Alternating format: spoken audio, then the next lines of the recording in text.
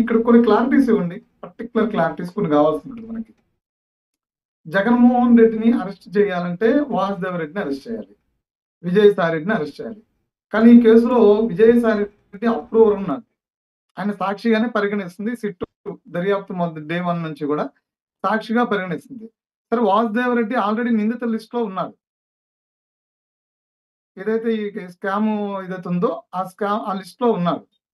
సరే, ఇప్పుడు ఈ కేసు నుంచి తప్పించాలి అనేది ఎవరు చూస్తారు, అంటే వాసుదేవ రెడ్డిని కాపాడనేది ఎవరు చూస్తారు? ప్రధానంగా కూటమి ప్రభుత్వంలో జగన్మోహన్ రెడ్డిని అరెస్ట్ చేయకపోతే కనుక, అంటే ఈ కేసులో ఇంత దర్యాప్తు చేసి, ఇందా నేను చెప్పే కదా కొండం దవి ఎలకన పెట్టినట్టని, ఇంత లోతైన దర్యాప్తు చేసి అంతిమ లబ్ధిదారి ఆయనే అని చెప్పి మీడియా ప్రధానంగా ఈ మేధావులు లిక్కరు విధానంలో జరిగినటువంటి అవకతవకలు ఇవన్నిటినీ అంకెలతో సహా ఎత్తి చూపించిన వాళ్ళు రేపొద్దున ఈ అరెస్ట్ జరగకపోతే ఆ ఎటు టర్న్ తీసుకుంటుంది అంటారు ఆ అంశం అంతా కూడా. అంటే ప్రభుత్వం, అంటే కూటమి ప్రభుత్వం చంద్రబాబు నాయుడు అరెస్టుని కక్షపూరితంగానే జగన్మోహన్ రెడ్డి మీద ఆరోపణలు చేశారు, కేవలం ఒత్తి ఆరోపణలు మాత్రమే. జగన్మోహన్ రెడ్డి అత్యంత నీతిపరుడు, ఆయన ఒక పునీత, ఆయన మీద మచ్చ వేశారని చెప్పినటువంటి సంకేతాలు వెళ్తాయి అంటారా?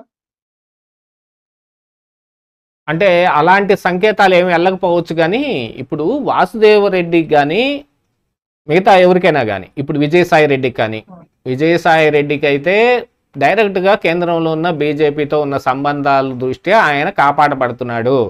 ఇందులో సిట్టు విజయసాయి రెడ్డి అప్రూవర్గా మారలేదు, అలాగని సాక్షిగా మాత్రమే పరిగణించట్లేదు.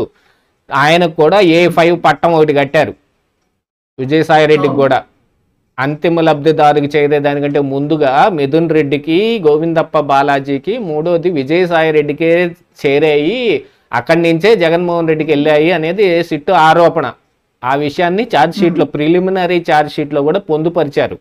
విజయసాయి రెడ్డి పేరు ప్రిలిమినరీ ఛార్జ్ షీట్లో కూడా ఉంది. ఇకపోతే వాసుదేవ రెడ్డిని కాపాడటానికి అని అంటే, ఇప్పుడు కొత్తగా కూటమి అధికారంలో ఉంది కాబట్టి కూటమిలో జనసేన పార్టీలోకి చేరిన కొంతమంది నాయకులతోటి వాసుదేవరెడ్డికి ఉన్న సంబంధాలు కావచ్చు, బాంధవ్యాలు కావచ్చు, వీటి ద్వారా కొంచెం కాపాడబడుతున్నాడనో, లేకపోతే అసలు సిట్టికి ఇంత సమాచారం రావటానికి వాసుదేవరెడ్డి ఆయన ఇచ్చిన ఇన్ఫర్మేషనే కాబట్టి దాని గురించి ఆయన్ని అరెస్ట్ చేయకుండా ఆపుతున్నారని అనుకుంటున్నారు. కానీ యాక్చువల్గా అప్రూవర్గా మారటం కోసం వాసుదేవరెడ్డి పిటిషన్ వేసుకొని మళ్ళీ వెనక్కి తీసుకున్నాడు. ఎందుకంటే ఖచ్చితంగా అరెస్ట్ అవ్వాలి, రిమాండ్కి వెళ్ళాలి. ఏది అప్రూవర్గా మారామంటే నేను తప్పు చేశానని ఒప్పేసుకోవాలి. ఏది ఢిల్లీ లిక్కర్ స్కామ్లో కనుక శరత్ చంద్రారెడ్డి అప్రూవర్గా మారినట్టు కొంతకాలం జైలు జీవితం తప్పదు. అందుకని ఇందులో మళ్ళీ ఏమైతే అదైందిలే అని ఆయన దీన్ని కూడా వెనక్కి తీసుకున్నాడు.